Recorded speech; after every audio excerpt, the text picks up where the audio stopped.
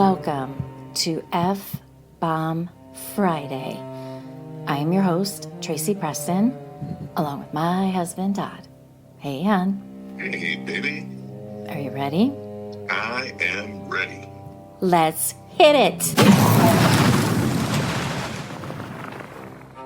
Rivers are honest in ways people are not. They don't lie. They just don't tell you everything. The Kalamazoo River has seen Michigan before Michigan had a name. It watched forests fall, cities rise, factories poison its waters, and people convinced themselves they understood what lived beneath its surface. But rivers don't forget.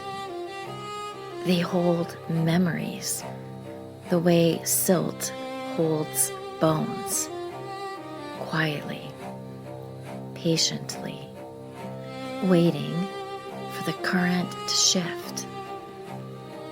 Today's episode isn't about a monster jumping from the water and roaring at the moon. It's worse than that.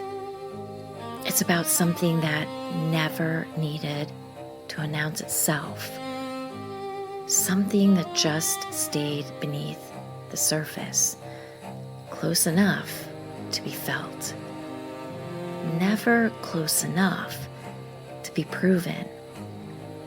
A creature whispered about for more than a century, dismissed as folklore, mocked as imagination, yet never fully erased. If you listen closely to the river, it still breathes. Today's F-Bomb Friday story is about the Kalamazoo River Dragon.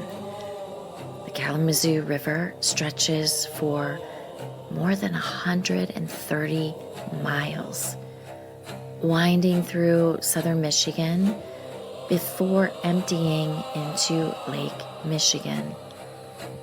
On the map, it looks peaceful, even gentle. In reality, it's deceptive. Shallow bends give way to sudden depth. Calm water hides violent undercurrents. Fog clings low to the surface in the early morning hours, thick enough to swallow sound. The river's name itself is a puzzle. Kalamazoo does not have a single agreed upon meaning. The name Kalamazoo comes from Indigenous languages of the region, most often linked to the Potawatomi or the Ojibwe. Though its exact meaning is debated, common interpretations include mirage or reflection of water, boiling water, river with bends, stones that make noise referring to river rocks. That ambiguity matters because long before settlers had built mills and bridges along its banks, Indigenous people understood something about this river that later generations forgot. Water is alive. By the mid-1800s, the Kalamazoo River had become a working river. Farmers relied on it. Fishermen trusted it. Children swam in it. And slowly, quietly, people began noticing things that didn't fit. Crops near the riverbank, celery, corn, root vegetables, were found crushed and partially eaten. not stripped clean like deer or raccoon damage, not scattered like a boar, but pressed down, torn away, and left behind as if whatever fed there wasn't particularly hungry, just curious.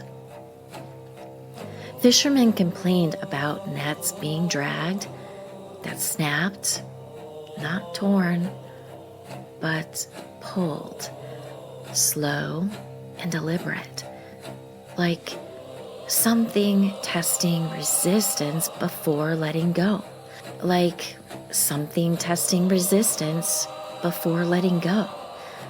And then there were the ripples. Not chaotic splashing, not fish breaks. Perfect, but perfect rhythmic disturbances that moved against the current. People would stand on the bank and watch them pass, feeling watched in return. Most said nothing. Michigan has always had strong culture of minding your business, especially when something doesn't make sense. But in 1897, one man wrote it down. Jacob R. Kaczynski was not a drunk storyteller or a wide-eyed believer in chasing monsters. He was a naturalist, a meticulous observer, the kind of man who measured footprints and labeled plant samples. He spent long stretches along the Kalamazoo River documenting wildlife, convinced there were still species unaccounted for in the region. What he encountered wasn't supposed to exist. According to accounts attributed to his personal field notes, Kaczynski described seeing mist rise unnaturally fast along a riverbed just before dawn. And out of that mist, something moved.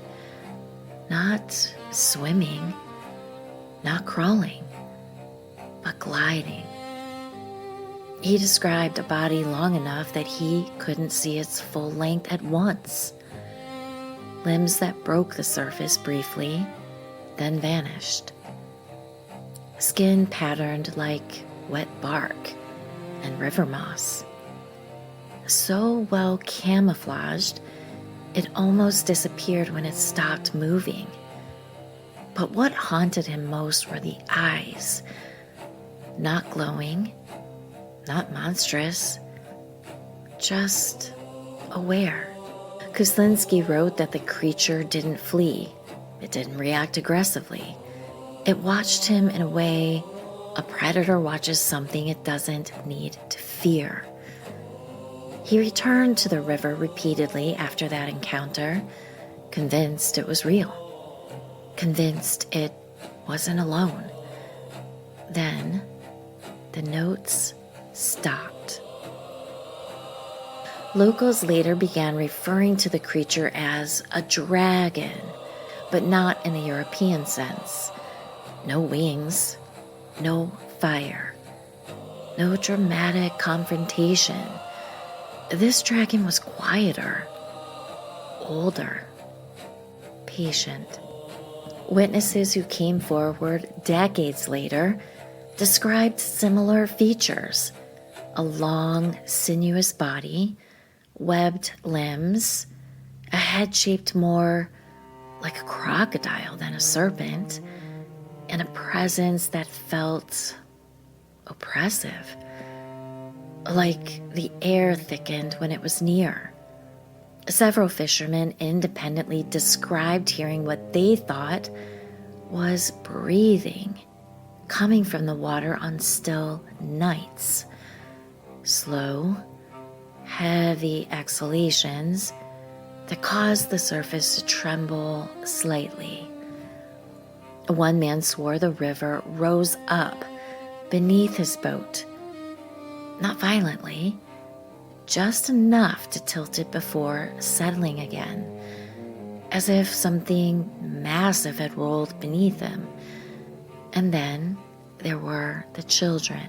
Parents along the river told stories of kids refusing to swim in certain bends, not because of currents, not because of depth, but because, as they put it, the water watches back. During severe flooding in 1904, the Kalamazoo River burst beyond its banks. Debris, livestock, and even sections of fencing were swept downstream. Multiple witnesses reported seeing something large moving through the chaos, not carried by it. Some described a dark ridge breaking the surface. Others described water parting unnaturally, as if pushed aside. One farmer claimed he watched a tangled mass of logs veer sharply away from a certain stretch of river, not floating naturally, but redirected. No physical evidence was recovered, but stories spread fast during disasters, especially when fear is high.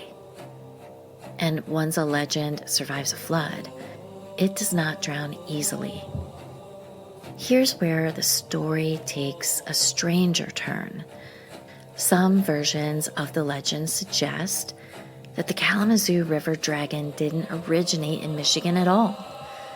Instead, they trace its roots to maritime folklore in England, particularly dock worker tales from Liverpool, involving massive eel-like creatures that clung to ship hulls or followed vessels silently out to sea. The theory suggests that during the 19th century, something small, like an egg, a juvenile, hitched a ride across the Atlantic inside a cargo hold or ballast tank, and from there, it traveled inland via the Great Lakes and eventually settled in a river that mirrored its original habitat. Something deep, slow, and murky. And is there any proof? Well, no. But the idea resonates because it taps into something deeply unsettling, that humans don't just move goods across oceans. Sometimes they move consequences. Long before any English sailors or Michigan settlers, Indigenous tribes of the Great Lakes region told stories of powerful water beings, guardians and destroyers, protectors and punishers. Among the Anishinaabe, the Mishu-Pishu, or water panther, which we've discussed on a previous episode, was said to rule the depths.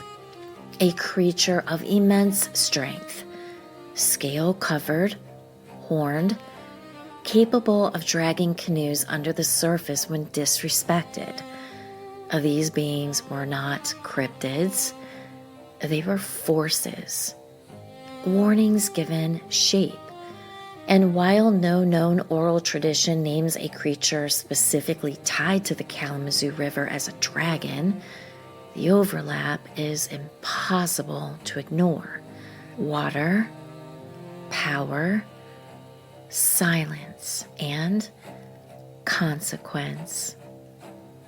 Maybe the settlers didn't discover something new. Maybe they simply gave an old fear a new name. In the late 20th and early 21st centuries, reports didn't stop. They just changed tone.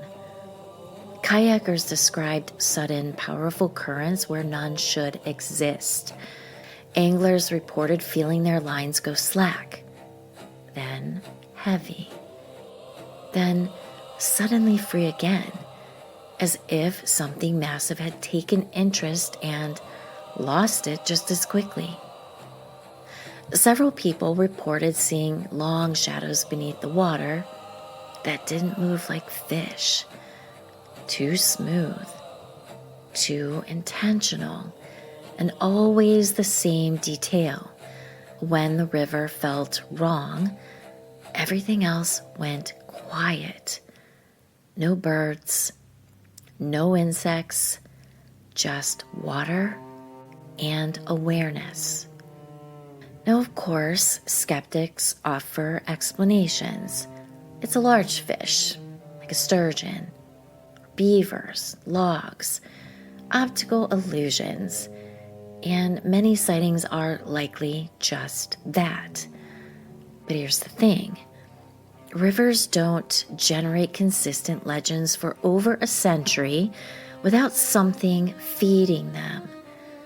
Fear doesn't root itself deeply without repetition. The Kalamazoo River Dragon doesn't demand belief. It doesn't seek attention. It just waits. The Kalamazoo River still flows, still feeds cities, still reflects moonlight the same way it did when Kaczynski stood on its bank, a notebook shaking in his hands. And if you stand there long enough, really stand there, you might feel it. That subtle pressure in your chest, that sense of being measured, not hunted, just acknowledged. Because rivers remember, and some legends don't need proof. They just need time. The Kalamazoo River doesn't roar. It doesn't warn. It moves the way secrets do. Slow, patient, and heavy with memory. Long before factories stained its banks, long before names were carved into maps. Something learned the river's bends, its depths, its hunger. Something that understood one simple truth. Rivers don't forget what they've fed. Now maybe the dragon is a monster of scale and shadow. Or maybe it's the river itself, given teeth and will. A shape born from neglect, a guardian twisted by what we poured into its veins. And if that's the case, then perhaps it doesn't surface to terrorize. It surfaces to remind. Well, hun, I gotta tell ya. I don't like snakes, and I don't like alligators.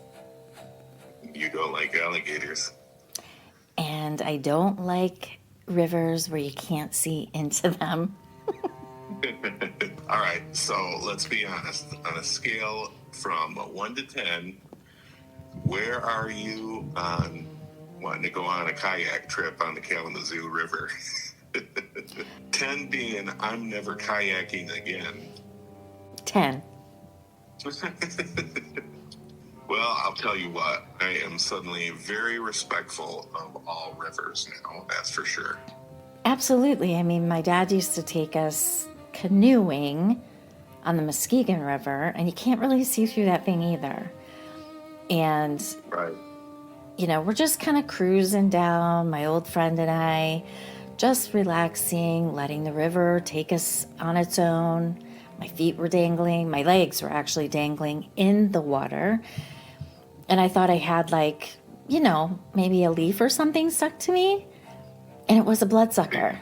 Bloodsucker, oh. And that freaked me out. Do you think I'm ever going to put my legs dangling in the water again? Probably not. Absolutely not. You know, you put a little salt on those guys and they fall right off. Yeah, well, I ripped it off.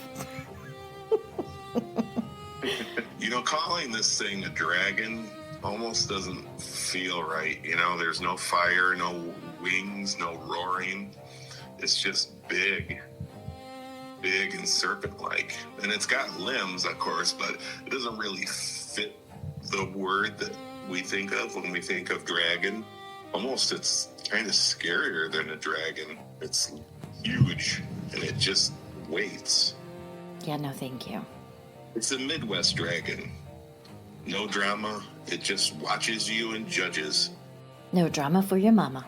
And this guy that actually went out and documented this creature, Kaczynski, he didn't freak out.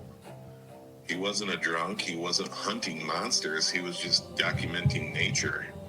So I assume from the story that maybe he was eaten? That's possible. I mean, he just kind of disappeared off the map. Who knows? Whoever knows what happened to Jacob Kaczynski. Maybe he thought they were becoming friends, communicating. Yeah. And then it's like, no, sir. Well, in all the documentation, everybody says that it never hurt anybody. It never did attack anybody. But predators don't always attack. Sometimes they just observe. So the question remains, where is Kaczynski? Right. And if you're just being observed, that's almost more insulting. So what do you think of the England theory of it traveling across the Atlantic, that it was actually brought over here? It's a possibility. I think it's fascinating, all the tie-ins with the indigenous water spirits, because there's so many things that are so similar. I mean, basically they're different names, different cultures, but the same warning.